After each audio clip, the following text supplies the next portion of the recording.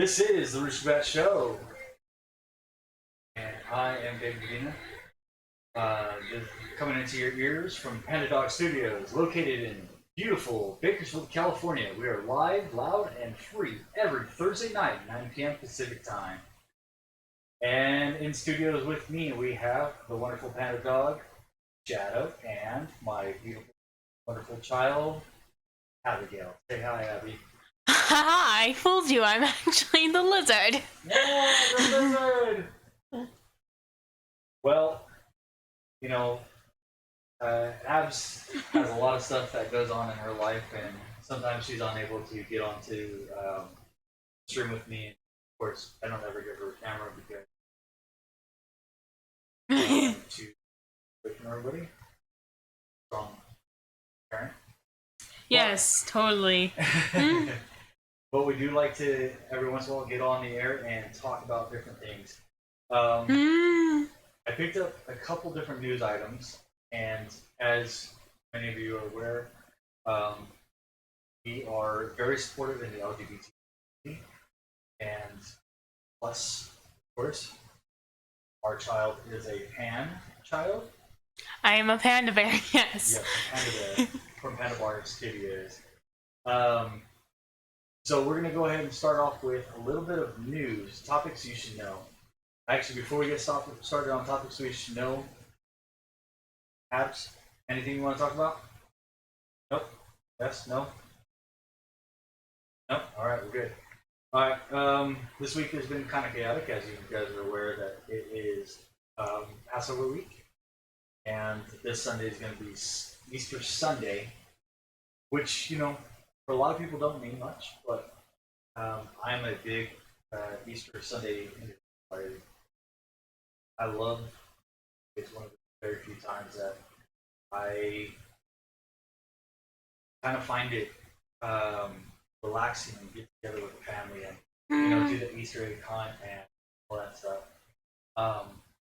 But just recently, with everything that's going on, Easter is pretty much canceled everywhere. Most churches are doing Easter Sundays via like Facebook or Zoom or some variation of that.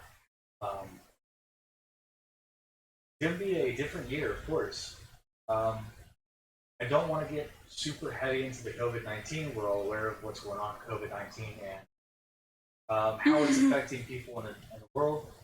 And I believe that we can eventually get through all of this. But before we get through all of this, let's get into the topics that are going on today. All right, we're going to start off with a South Carolina law banning LGBT sex ed is considered now unconstitutional, the judge says. A South Carolina, U.S. District Judge, U.S. District Judge in South Carolina overturned decades-old law Wednesday that prohibited discussion of LGBT issues in public sex education classes, meaning that in sex education classes, they weren't allowed to even talk about same-sex relations. This law went into effect in 1988. Of course, open-mindedness was definitely not a virtue at the time. Alternative sexual lifestyles and heterosexual relationships were considered prohibited. I'm glad finally we are going to get past the point of some of these schools kind of forbidding these teachings. And I'm glad judges are finally understanding that this is the time to bring out the open-mindedness. Now, keep in mind, all right, there are still many, many schools and states that have laws put in place that still ban this. They're called no homo laws, and they're still in the books. Similar bills in Arizona last year and Utah in 2017 advocates believe that the remaining states anti-LGBT curriculum laws, such as like in Texas, Oklahoma, Mississippi, and Alabama, will eventually follow suit. I'm not sure if anybody's aware, but in all 50 states, in the United States Congress, and so forth and so on, LGBT rights have been adopted.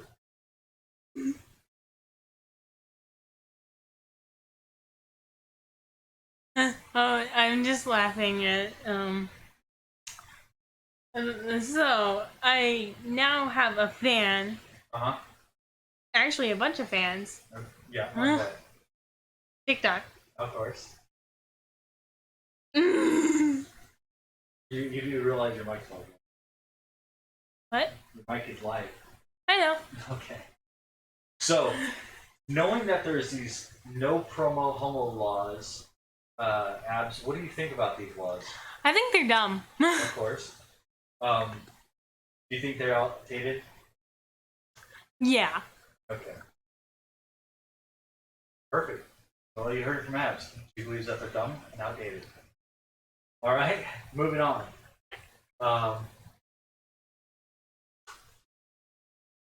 So, as most of you guys are aware, COVID-19 is a very popular thing going on in the world, not by choice, but by design. It is a fast spreading, and I think most people are aware that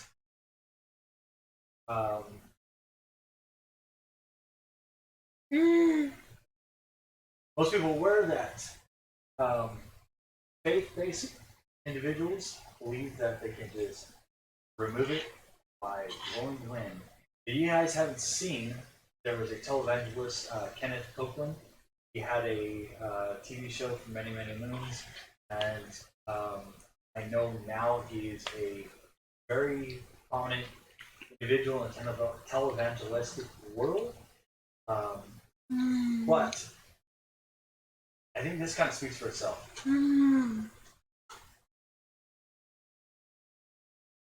Win! Almighty! Strong! South wind! Heat! Burn this thing! In the name of Jesus! Satan, you bow your knee! You fall on your face! COVID-19!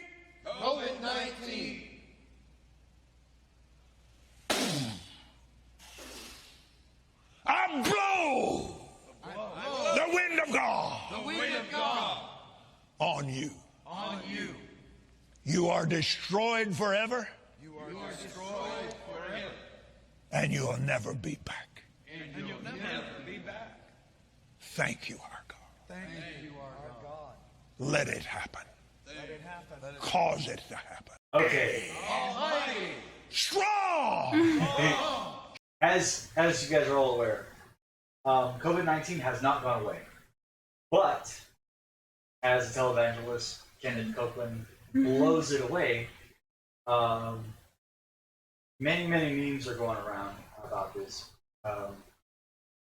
Needless to say, I think his superpowers of healing the sick and all that stuff has definitely not worked. I think that he's got a long way to go if he wants to continue going this way. It is spreading like wildfire. The United States has almost tripled most of the other affected areas, and we would all love it to go. So, COVID-19, I blow you away. All right. Sports news. I'm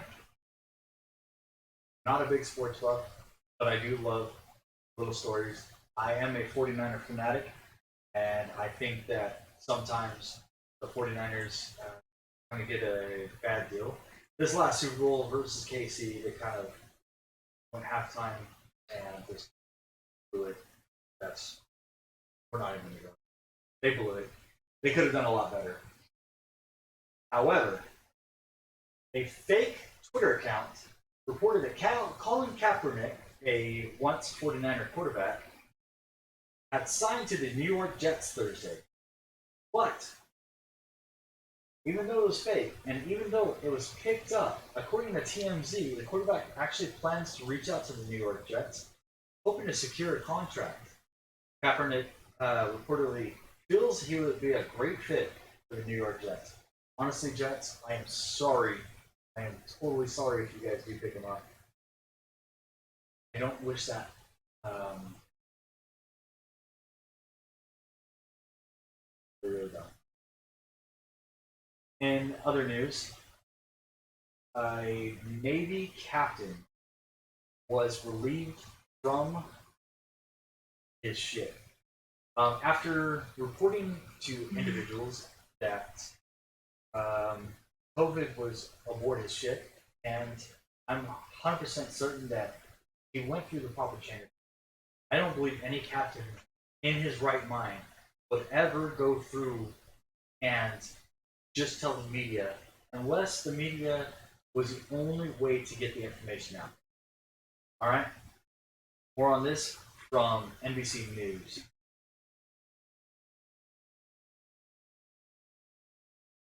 About what is going on. Some news that's coming out involving the U.S. Navy relieving the captain who sounded the alarm about an outbreak aboard the USS Theodore Roosevelt. I want you to take a look at this send-off that sailors gave him when he was leaving the ship.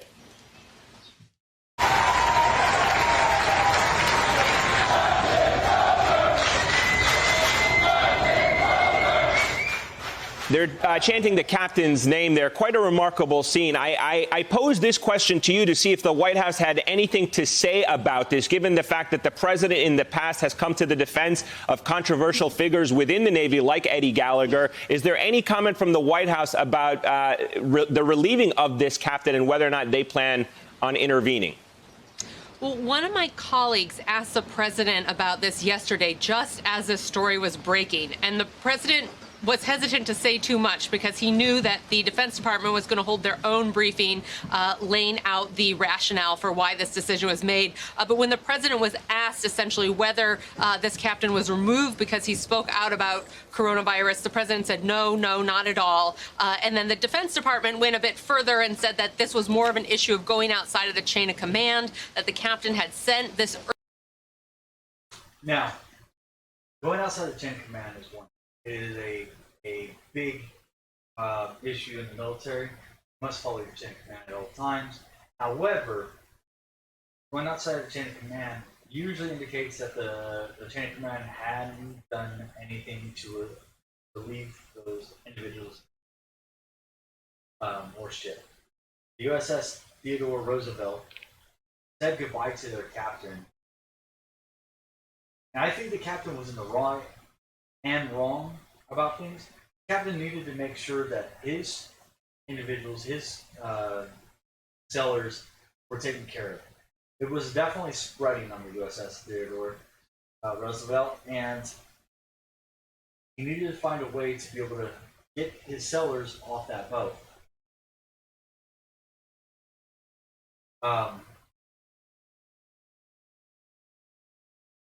These sailors don't have like a way to just clear up this disease stuck on a boat, or they're out there in the sea. They're stuck out there for 6 to 8 months, typically without their families or anything like that. And most decisions are made throughout the chain of command, and they are made within the UCMJ in accordance to exactly how they're supposed to do it. Anytime there is somebody that is a whistleblower, which I believe that this guy was a whistleblower, there needs to be protections for whistleblowers that are basically helping their fellow Americans. I think whistleblowers that you talk about these whistleblowers that help with corporation espionage and whatever, or corporation malice, where they're stealing millions from grandmas out there, or whatever the case may be. But when it comes to military, whistleblowers don't really get like the same type of rap. I think that they need to have the same type of scrutiny and same type of thing. We had a wonderful whistleblower, Edward Snowden, who went through and told us what the NSA was doing. They told us exactly what to look for. They told us, and then in shortly months after, we have basically people using the same tools that the NSA was using out there to break into people's computers, break in and do malicious activities, ransomware, and so forth and so on, to the point where even Microsoft had to get involved with the NSA to be able to figure out patches that the NSA was using for years. So whistleblowers need to not be scrutinized. This individual, I don't know exactly what's going to happen with him. I know that there has been an update on the news, but all it said was that they are looking at possibly not charging him with going outside the chain of command. However, he's still relieved at the time from his ship, and in my opinion, he did the right thing. He did what was necessary to protect his troops. That being said, hopefully he does get his job back. I think he did necessary. All right, Abs. Now, I'm going to talk to you about candy. All right. As you're aware, there are many people that get nice little treats from food banks and this and that. But you know that there's sometimes candy that has drugs in them. Yes. Yes. All right. So get this. In Utah, a food bank was handing out candy nerd ropes. Now, you're a nerd ropes individual, right? You do like nerds? Yes? Yeah, I like nerds. Okay. All right. Except for these nerd ropes were medicated nerd ropes containing 400 milligrams of THC. And if you're not aware of what THC is, it is the same product in marijuana. All right. An average adult is typically prescribed 15 to 45 milligrams of the marijuana component, THC. All right. These kids were ingesting 400 milligrams. Now, 2 children were sent to the hospital Friday after consuming the medicated ropes, and were given to them by the food bank. Of course, food bank once again apologizes, and they are changing their processes involving such donations. Now, here's what I think is hilarious. All right, now when we have you go trick or treating, we typically look at your candy to make sure that there's nothing in them. Mm-hmm. That's not right. What were these parents doing? What do you think?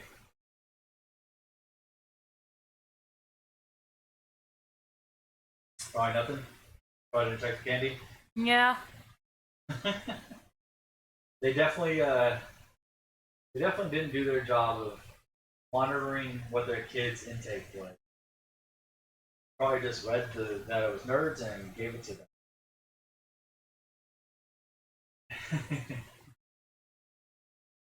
Right. Now, to the topic of the day. Can you be identified by your butt print?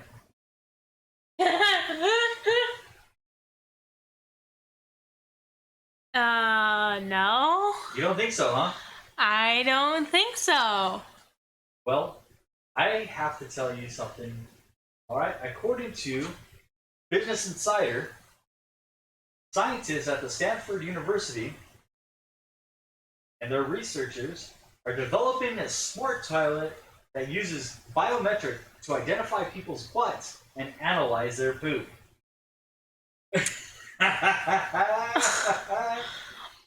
Why? Well, that's a good question. All right.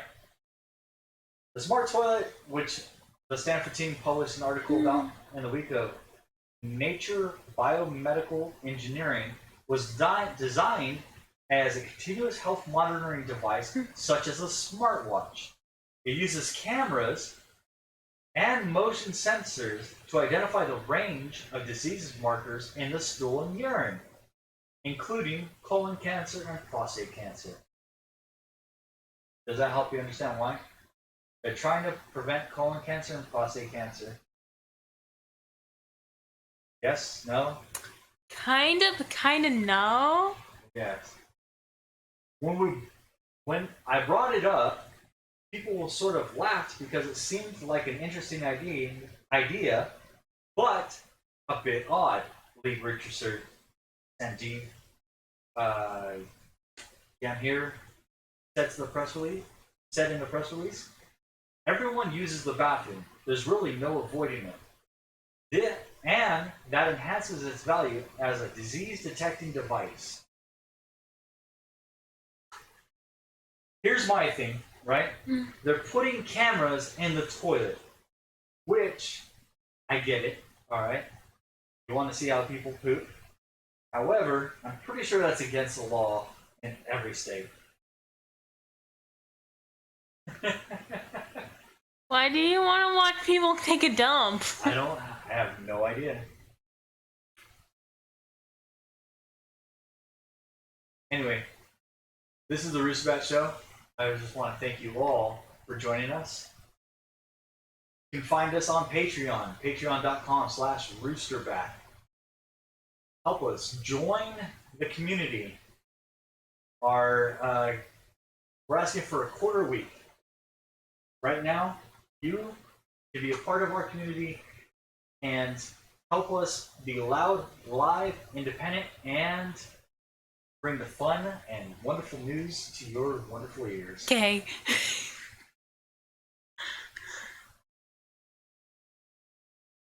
You'll get to hear wonderful things like this podcast, the pre-show, post-show, and anything included as far as Me.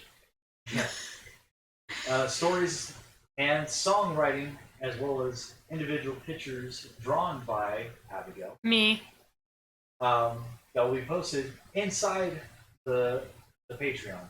Also, follow us on Discord at tiny.cc/roosterbat. Once again, that's http://tiny.cc/roosterbat. For those who want to call in, you can call in at 512-ROOSTER. 512-766-7837. This is the Rooster Bat Show. Thank you. Bye.